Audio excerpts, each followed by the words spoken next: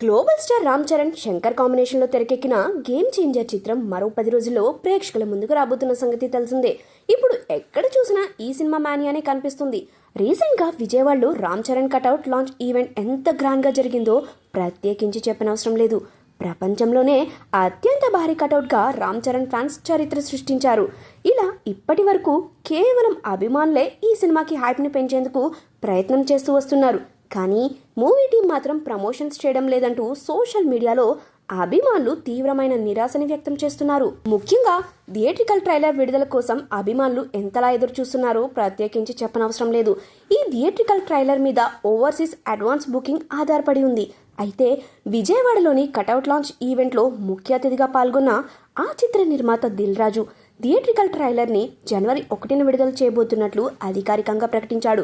ఈ ట్రైలర్ని కూడా ఏదో సింపుల్గా విడుదల చేయకుండా హైదరాబాద్లోని యూసఫ్గూడ ప్యారెడ్ గ్రౌండ్స్లో ఒక భారీ ఈవెంట్ని ఏర్పాటు చేసి తెలంగాణ ముఖ్యమంత్రి రేవంత్ రెడ్డి, అదేవిధంగా మెగాస్టార్ చిరంజీవి ముఖ్య అతిథులుగా పాల్గొంటారని ప్రచారం జరిగింది. అయితే ఈ ట్రైలర్ని జనవరి 1న కాకుండా 2వ తేదీన విడుదల చేయాలనే ప్లాన్లో ఉన్నట్టు లేటెస్ట్గా వినిపిస్తున్న సమాచారం. టీజర్ బ్యాక్గ్రౌండ్ మ్యూజిక్ కి సంబంధించి ఫైనల్ మిస్సింగ్ ఇంకా బ్యాలెన్స్ ఉందట.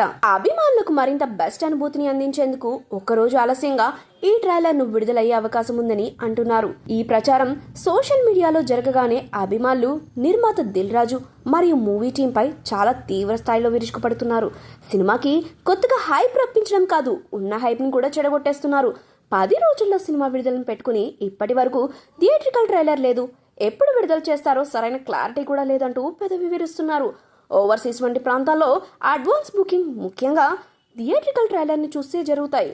ఎందుకంటే అక్కడి ఆడియన్స్ ఒక సినిమాకి వెళ్ళాలా వద్దా అనేది ట్రైలర్ని చూసే నిర్ణయం తీసుకుంటారు.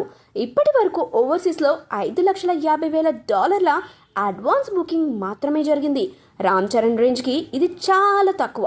ట్రైలర్ విడుదలయ్యాక ఖచ్చితంగా బుకింగ్స్ బాగా పెరిగే అవకాశం ఉందని అక్కడ ట్రేడ్ పండితులు చెబుతున్నారు.